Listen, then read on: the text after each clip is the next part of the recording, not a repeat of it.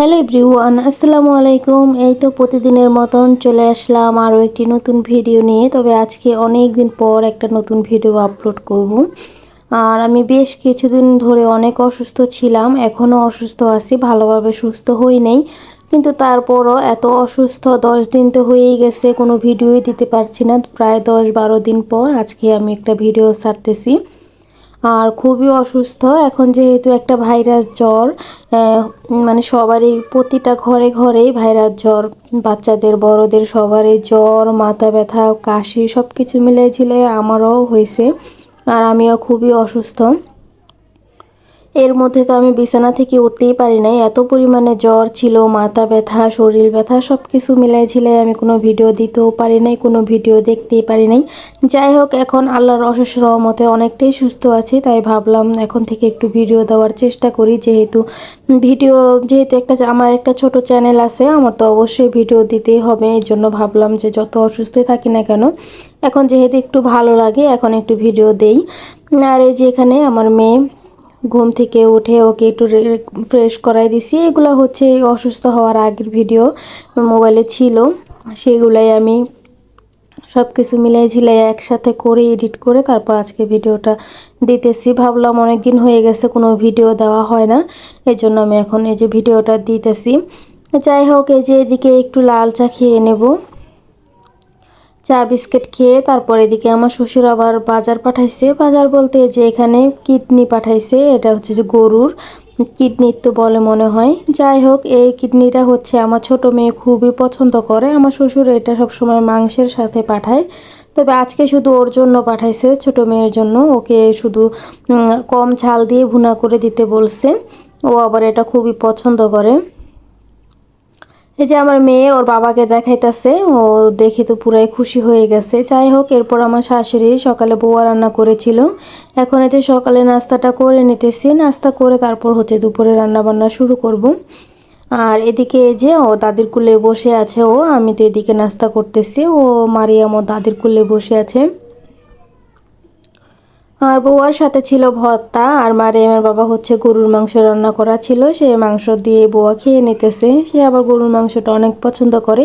গরুর মাংসটা যে কোনো তরকারি, বউয়া ভাত, যে কোনো কিছুর সাথে সে খেতে পারে।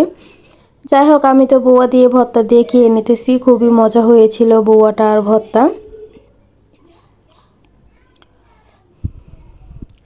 এরপরে যে সকালে নাস্তা তো শেষ করলাম, আর এদিকে আমার শাশুড়ি হচ্ছে কেটে কুটে দিতেছে দুপুরে রান্নার জন্য। রান্না করতে যাব দুপুরে একটু পরে, কাটাকুটা হয়ে গেলে। এখানে যে পেঁয়াজ টিয়াজ সব কিছু কেটে দিয়েছে। আমি অল্প কটা পুঁই শাক নিয়েছি, পুঁই শাক রান্না করব আজকে। এখানে শাকগুলা ভালো করে ধুয়ে নিয়েছি। পুঁই শাক রান্না করব এই যে মাছ দিয়ে, তুলার ডান্ডি মাছ দিয়ে পুঁই শাক দিয়ে একদম পোড়া পোড়া করে রান্না করব। আর এখন হচ্ছে যে হাতে মেখে বসাই দেব তরকারিটা, গ্যাস যেহেতু কম, হাতে ভালো করে মেখে তারপর বসাই দিব। আর এখানে আমি অনেকগুলো পেঁয়াজ কুচি দিয়েছি আর কাঁচামরিচ ফালি দিয়েছি। তারপরে যে জিরা পেঁয়াজ বাটা দিয়ে দিলাম, আদা রসুন বাটা দিয়ে দিলাম। এরপর পরিমাণ মতন হলুদের গুঁড়া, মরিচের গুঁড়া, লবণ, তেল সব কিছু দিয়ে হাতে ভালো করে মেখে নেব।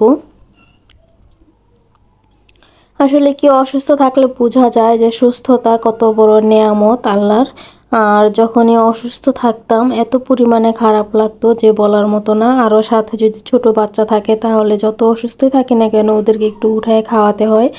তবে এদিকে আমার শ্বশুর শাশুড়ি ছিল বাসায়, এই কারণে আমার অনেকটাই ভালো হয়েছে। আর তা না হলে একা একা থাকলে তো দেখা গেছে যে বাচ্চাকে সময় দিতে হইতো, যত অসুস্থ থাকে না কেন। আমি রাত্রে অসুস্থ খুবই পরিমাণে, রাত্রে হলে অনেক খারাপ লাগতো।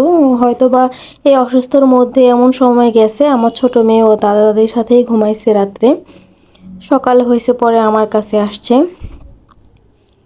যাই হোক, অসুস্থর কথা নাই বলি, আল্লাহ তালা সুস্থ করে দেখ সবাই, যারা যারা অসুস্থ আছে সবাইকে সুস্থ করে দেখ, সাথে আমাকেও সুস্থ করে দেখ। এরপরে যে আমি এখানে তরকারিটা হাতে মেখে ভালো করে বসাই দিলাম, অল্প একটু পানি দিয়েছি। আর এদিকে যে ভাতটা প্রায় হয়ে এসেছে, ভাতটা ঠিকা দিয়ে নেব, এরপর তরকারিটা বসাই দিব। আর এদিকে আমি এই যে তরকারিটা বসাই দিছি, প্রায় হয়ে গেছে তরকারিটা, বলক চলে আসছে, এখনো হয় নাই। আর একটু রান্না করার পর তারপর পোড়া পোড়া করে নেব, আমি ভালো করে পোড়া পোড়া করে নেব, তাহলে খেতে মজা লাগবে তরকারিটা। আর এদিকে আমার ছোট মেয়ে একা একাই খেলতেছে। আর আমার যে বড় মেয়ের ম্যাডাম চলে আসছে পড়াইতে বাসায়। ও এখন এই যে পড়তে চলে যাবে। যেদিন ওর স্কুল বন্ধ থাকে ওই দিন একটু তাড়াতাড়ি চলে আসে পড়াতে, আর যেদিন স্কুল খোলা থাকে ওই দিন হচ্ছে বিকেলবেলা আসে। আর বন্ধের দিন দুপুরের দিকে চলে আসে, আয়শা ওকে পড়ায় যায়। আর এদিকে আমার শাশুড়ি আমার রুমের বিছানাটা গুছাই দিতেছে, যেহেতু আমি অসুস্থ ছিলাম। আমি তো ওদিকে রান্না করতেছি, এই জন্য আমার শাশুড়ি আবার এদিকে আমার বিছানার চাদর টাদর সব কিছু বিছাই দিছে, সব এখন গুছাই দিতেছে। আর যেদিকে আমার মেয়ে এখন পড়তে চলে যাবে, নিচের বাসায় যাবে। নিচের বাসায় আরও একজন বাচ্চা আছে, ওর সাথে পড়বে। আর এই তো এখানে আমার মাছটা হয়ে গেছে প্রায়, আমি পুরো করে নিয়েছি। আর এই পুঁই শাক দিয়ে তুলাডান্ডি মাছ দিয়ে খেতে অসম্ভব মজা লাগে, অনেক ভালো লাগে খেতে। অনায়াসে 1-2 প্লেট ভাত খাওয়া যায় এই তরকারিটা দিয়ে, আমার কাছে তো অনেক ভালো লাগে। এরপরে যে এখানে আমি আবারও তরকারি বসাই দিলাম। এখানে ওই যে মেয়ের জন্য যে কিডনি পাঠাইছে, একটা রান্না করব আজকে আর একটা রেখে দেব। এই যে এখানে একটাই কেটে কুটে এতটুকু হয়েছে, এতটুকু মেয়েকে সুন্দর করে ভুনা করে দেব। ঝালটা একটু কম দিয়েছি যাতে ও খেতে পারে। ওর দাদা এরকমই, যখনই কোনো কিছু শোনে বা জানে যে ও এই খাবারটা পছন্দ করে বা এই জিনিসটা পছন্দ করে, ওইটা ওর জন্য বা যে কারোর জন্য হোক না কেন, মানে তাকে খাওয়াইয়া পুরো অভক্তি বানায় ফেলবে এই অবস্থা। যাই হোক, এই যে এখানে কিডনিগুলা এখানে আমি এই যে পেঁয়াজের সাথে মশলা দিয়ে ভালো করে কষায় নিছি। এখন যে কিডনিগুলা দিয়ে দিব, কিডনিগুলো ভালো করে কষায় তারপর পরিমাণ মতন পানি দিয়ে দিলাম। আর এখন এই পানিগুলো শুকাক, আস্তে আস্তে রান্না করতে থাকি। গ্যাসও তেমন নেই। আর এই ফাঁকে হচ্ছে আমি এই যে রান্নাঘরের ডিব্বা ডাব্বিগুলো সবগুলো ভালো করে ধুয়ে নিতেছি, যেহেতু রান্নাঘরে থাকে এই ডিব্বাগুলো। একদম তাড়াতাড়ি তেল কাজটা হয়ে যায়, কেমন যেন অনেক তেল তেলা হয়ে যায়। কয়েকদিন পর পরই পরিষ্কার করতে হয়, আর তা না হলে হাত দেওয়ার মতো হয় না। যাই হোক, এরপর আমি এখানে প্রত্যেকটা ডিব্বা সুন্দর করে ভালো করে ধুয়ে পরিষ্কার করে নিতেছি। ওদিকে তো রান্না বসাই দিছি। এরপরে যে এদিকে আমি ডাল বসাই দিলাম একটু, বড় মেয়ের জন্য। ও যত কিছু রান্না করে না কেন কোনো কিছুই পছন্দ করে না ডাল ছাড়া, এই জন্য ভাবলাম ওর জন্য একটু ডাল রান্না করে রাখি। আর এদিকে যে আমার রান্না করা প্রায় হয়ে গেছে, এখন ডালটা রান্না হয়ে গেলে হয়ে যাবে সব রান্না। আর এখানে আমি যে সবগুলা ডিব্বা সুন্দর করে ভালো করে ধুয়ে তারপরে তো এখানে রেখে দিয়েছি। আর এদিকে আমার রান্নাবান্নাও শেষ, আমি চুলা টুলা সব কিছু পরিষ্কার করে নিয়েছি।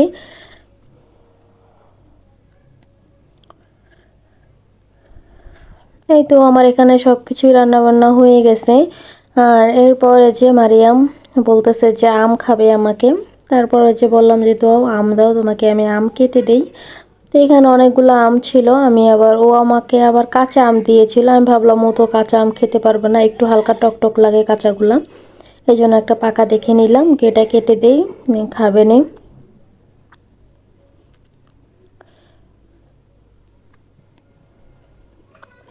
এরপরে যে মেয়েকে আম কেটে দিলাম, মেয়ে এখন যে হাঁটতেছে আর আম খাইতেছে। তারপর আবার বড় মেয়েকেও আমি আরেকটা আম কেটে দিয়েছি, যেহেতু একটা আম কেটে দিলে দুজন ভালো করে খেলে হয়ে যায়, কিন্তু তা তো করবে না, তারা দুজন ঝগড়া লেগে যায়। এই জন্য ভাবলাম দুইজনকে দুইটা আমি কেটে দিই, ঝগড়ার দরকার নেই। এরপরে যে সন্ধ্যার দিকে আমার শাশুড়ি হচ্ছে আমাদের জন্য পুরি নিয়ে আসছে, এখন যে সবাই মিলে একটু পুরি খেয়ে নিতেছি। আমার ছোট মেয়েটা অনেক অসুস্থ, ও অনেক দিন ধরে জ্বরে ভুগতেছে। যাই হোক, কোনো কিছুই খেতে চায় না। আমিও যেহেতু অসুস্থ, একটু জোর করেও খাওয়াতে পারি না, ও ওর যতটুকু মন চায় অতটুকুই খায়।